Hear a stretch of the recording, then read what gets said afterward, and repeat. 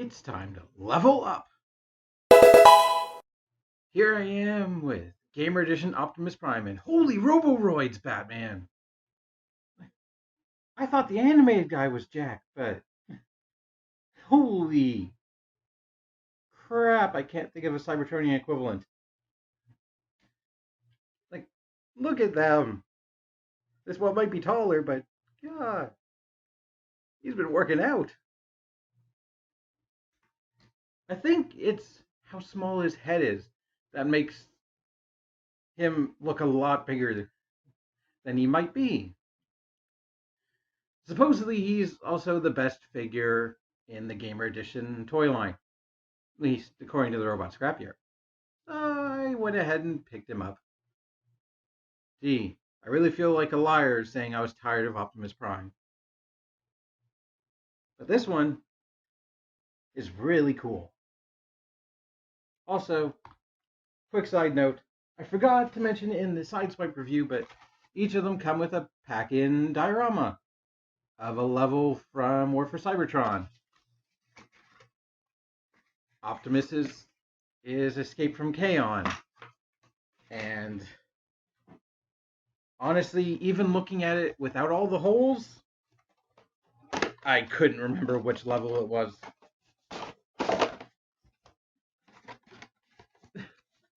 The aesthetic is so 2010 that Larry, that looks like a massive swirl of nothing. That's appropriate for Cybertron. On with the review. Now, what is there to say about Optimus Prime that hasn't already been said for eons and eons? His chest is a different shape.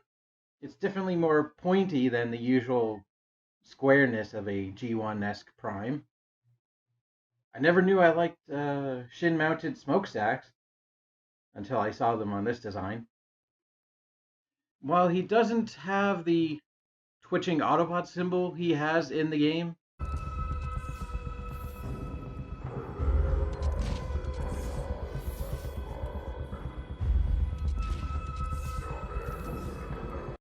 on his back he does have some kibble.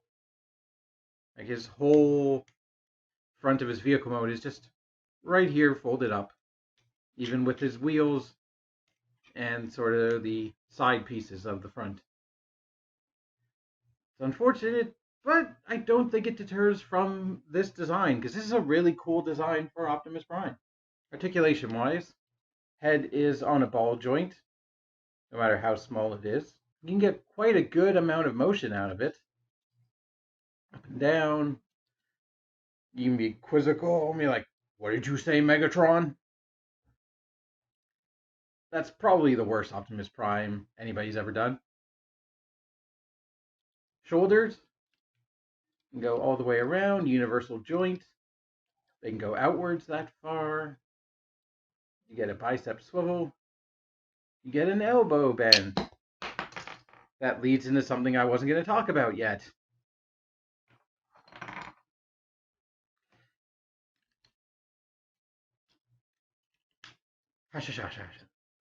You get an elbow bend that can bend past 90 degrees. You get a wrist swivel. Sideswipe didn't have a wrist swivel. Waist joint, very nice. His hips have some interesting design on them with these random squares of red, but they can also kick forwards way beyond 90 degrees. As for backwards, no. Just no, unfortunately. I've only had 2 of these Studio Series Gamer Edition toys, and each of them have very weird posability hindrances. Like, why? Why would you prevent it from being able to kick backwards? The knee looks kind of awkward. Like, there's a lot of mass bending, and it does bend at 90 degrees, but it feels and looks like it doesn't. Like, the wheels hit his thigh, and so the shin just stops. And it's like, huh, I kind of wish I had more. If you want to get them out of the way, you can force not really much more. Let's see, can I get, no. No. Like maybe 1 degree. You go from 89, or 2 degrees. You go from 89 to 91. And the foot has that much pivot and that much forward and back. So overall, I do think his articulation is better than Sideswipe, but it still has its own hindrances that make no sense to me. But we can talk accessories. That's where it gets interesting. Because, as you already saw, you can remove his arm. Just like Sideswipe. Unlike Sideswipe,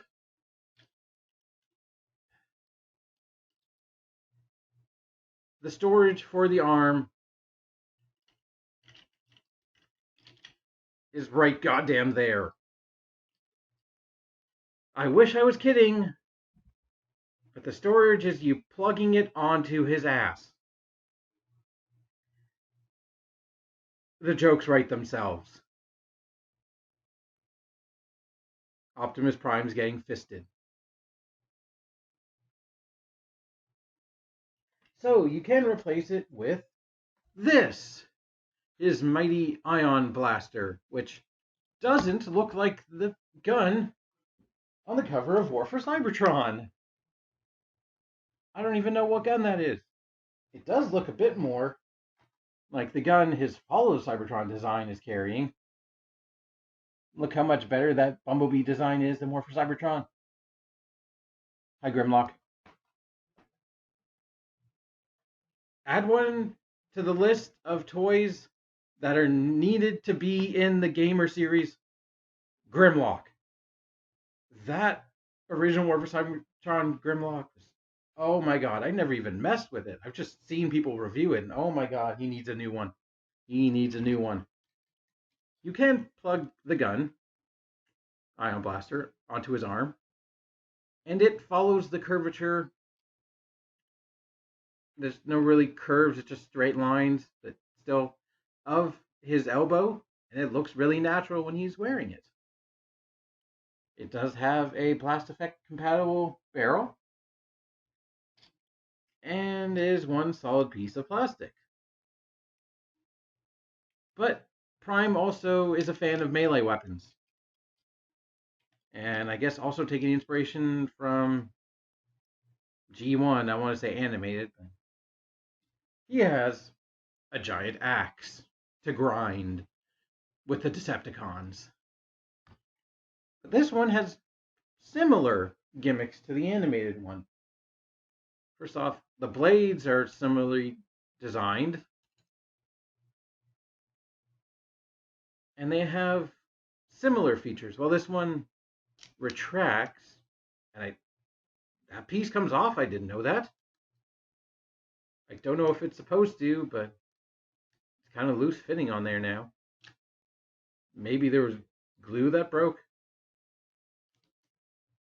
Anyway, this one separates to form 2 shafts and an axe head. An axe head he can't wield in G1 fashion. He cannot. So that immediately makes the aligned continuity worse than G1. Just saying the words aligned continuity makes my head start to hurt. Not even. Oh, well, you can do that. That looks lame. Anyway, besides putting, I guess, an axe head in his hand, which actually doesn't really fit, you can either fully assemble it into his hand. So we can do this. Or, preferably, oh right, his hand is on his ass. Dual wield.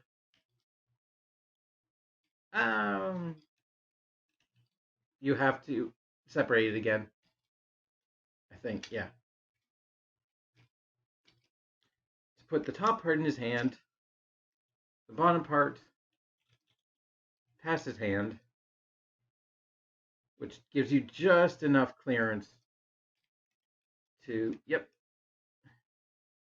wield it. Ooh, can he actually? I haven't tried it before.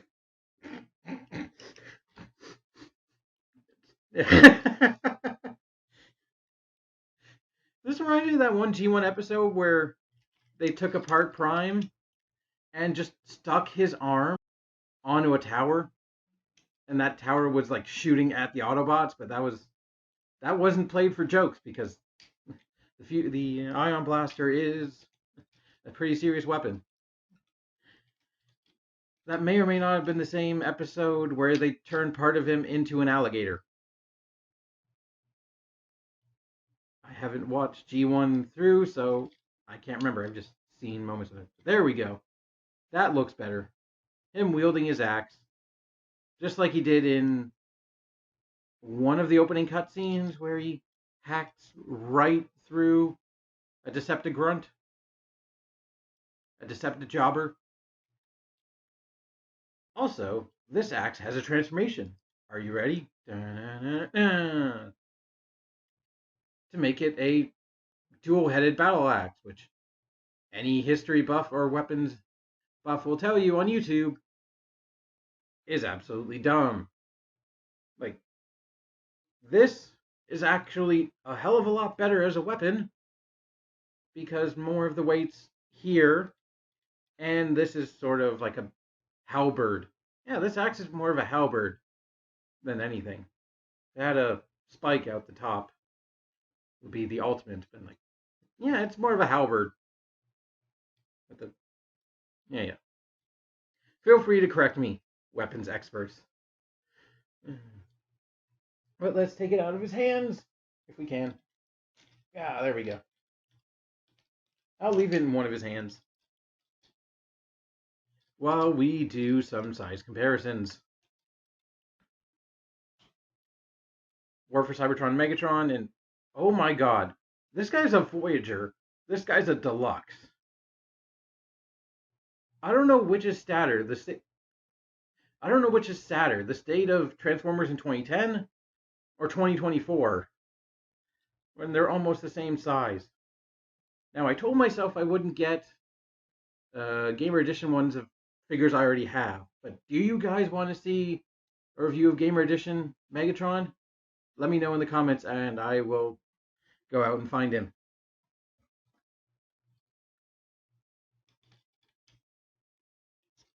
Starscream. You deserve this. Ah. Thundercracker. You're alright.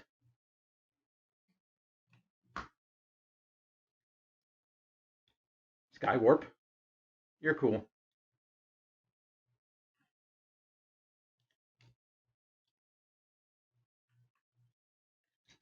Ultra Magnus.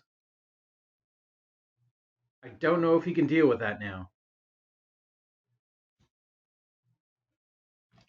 In my previous review, Sideswipe.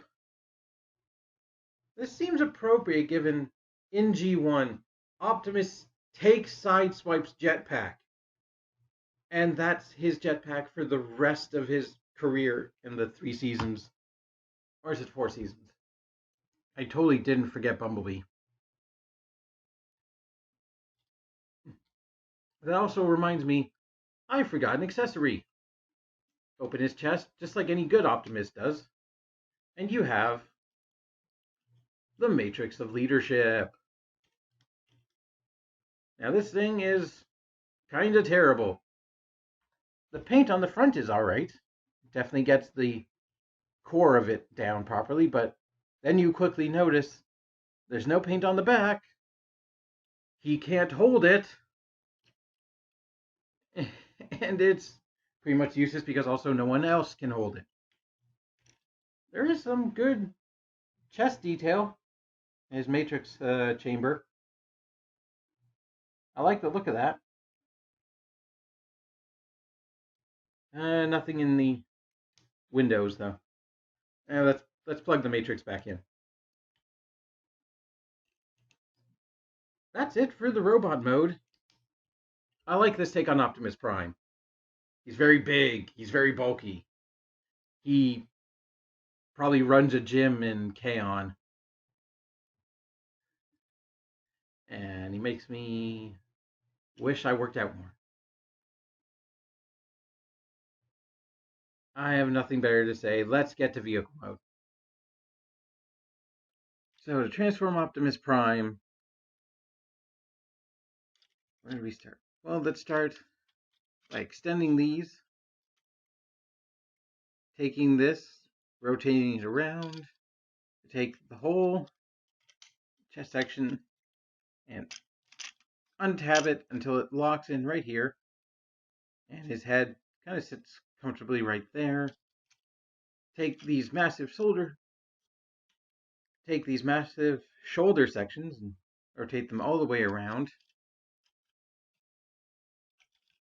and then fold the arms while removing it. Don't do that yet. We'll just leave them here. We can take this big front end, cover the chest plate with it, and make sure the shoulders tab in to the sides of it. And then rotate the legs and fold them up. And now we can bring the arms all the way down, where we're going to rotate them at the elbow.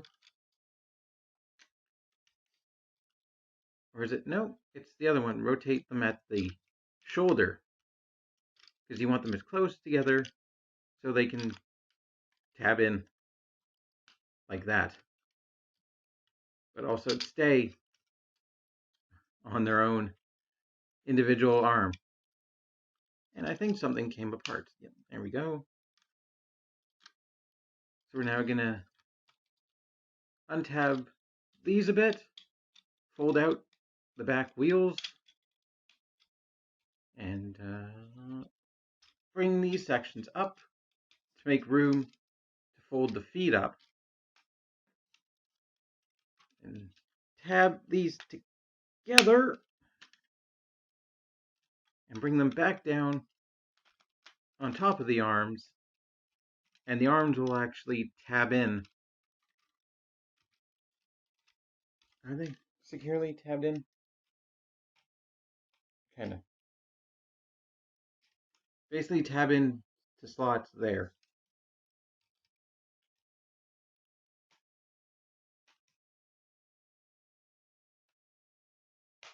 There we go. And then these two sections should also be tabbed in. And while you're rotating these panels around to connect the front and back, make sure the smokestack is up out of the way and that they tab in to the sections on the top. Clamp them down, clamp them down.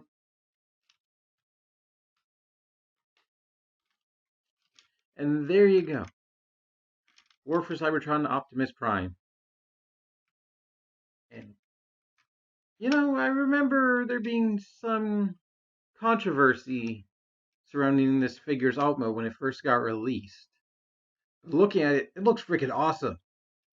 It's definitely a truck, but it's not a truck I've ever seen Optimus Prime turn into before. It's so much more of like a bullet shape. Like it all focuses on a point, kind of. Like it feels more like a battering ram on wheels than a truck. Sometimes that's what you need on Cybertron. It is kind of funny to me that you can see his chest behind the fake chest. Like it doesn't even do a good enough job to cover it up completely. Actually, it kind of adds to all the silver. I kind of take that back. It actually makes it look good. You can see like the silver sort of windows go all the way back. I was joking, but here is the source of all the controversy. However many months ago when this figure actually got released. Yeah, that's unfortunate. His arms are just there. Now, there were people that thought, oh, you can just fold down a panel from the top, right? Upon seeing the initial product shots, but no. Given how he transforms, his feet are right there. His feet would only do that and then leave a pretty big gap in the top side. Now, I think it was like Dr. Wu or somebody probably put out, or one of the other companies that makes upgrade kits, put out pieces that could fold down to cover up the hands. Sure, if you're really mad about it, you can do that, but like, I'm playing with the toy, I'm rolling it around, or more likely, a child who's the key demographic for toys is probably going to play with it around and honestly not really care that the fists are sticking out the back. Even looking straight at it, they're just go wee with their Optimus Prime toy. Like, it's only adult collectors on the internet that would get mad at that. It's like, where's my money going, Hasbro? I was like, oh, shut up. You're not the target demographic. Sure, Studio Series is a line catering to longtime collectors, but still, they're toys for kids. Kids are going to play with it. Kids aren't going to care. Frankly, look there. I'm covering it up with my hands. Now I'm playing with it and I can't see it. It's not that big a deal. Other than that, I really like this whole mode. I like the shape of it. You want to complain about something? Complain about that massive thigh gap right there. And even then, I think it does enough to look good from the top, from the front, and the side. Make sure you don't want to look at it underneath, because that's where all the robo bits are. And like, this is a really cool and unique design. Like the chest kind of reminds me of the War Within design, but this alt mode does not remind me of the War Within design. It is a wholly unique beast. And then got nerfed in Fall of Cybertron. Size comparison. Think of this, but in these colors, that's Fall of Cybertron Optimus Prime. This is a much cooler vehicle mode. Especially in the original version of this toy, that was like honestly way ahead of its time and probably still ahead of its time back in 2010. And really, especially the Takara paint job with like the metallic red, and oh, that looks so cool. Other size comparisons. Here you go with a more box on wheels-esque Prime, just to show you how different these aesthetics are. Let's give you the good old video game Seekers.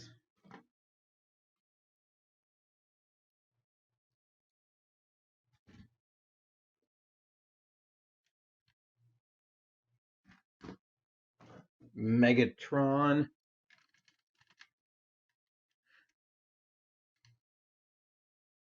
Okay, these are insanely different design ideas, even though they're both from the same game. And my previous review, Sideswipe. This gives you an idea how much bigger Voyager is than Deluxe right now, which is a good thing. So, weapon storage. We can do that. you can take the ion blaster and take these two tabs and slide them in. You take those two nubbins that are actually tabs and slide them into the back of his feet. And then you take the axe and you have a variety of ports that just look like gaps to save money. But you can actually use them to plug the axe in like that if you want. You could take the axe and plug it in shotgun like that or like that. There's also a port on the other side. And let's stick to what is in the instructions. At least I think. I don't remember off the top of my head. So this is a very cool vehicle mode. And an overall very fun package. That transformation is a bit complicated. It might not be the easiest for kids to wrap their heads around. But I still think give it a little bit of thought and you'll have a good time. And this is definitely one of the most unique packages in terms of Optimus Prime. Now, I hope if they get to Fall of Cybertron, they're gonna do an Optimus Prime, unfortunately, and most likely I'll wait for the Ultra Magnus repaint because I'm pretty sure I've stated it once, but this guy needs a new update. I even realized in transforming it that I broke the tab that connects the legs.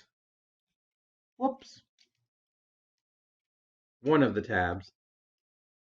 The other one will go eventually. But this is just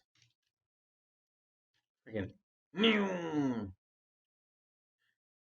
It's the epitome of new. So, for now, gamers, we'll log off after almost forgetting to compare with Bumblebee, who, spoiler alert, dies in the first level of the game. I hope I've ruined your gaming experience. And it's Cliff Jumper who basically is the Bumblebee of the game. Games, because he's also in Fall of Cybertron. No, wait. Bumblebee dies in Fall of Cybertron, not War for Cybertron.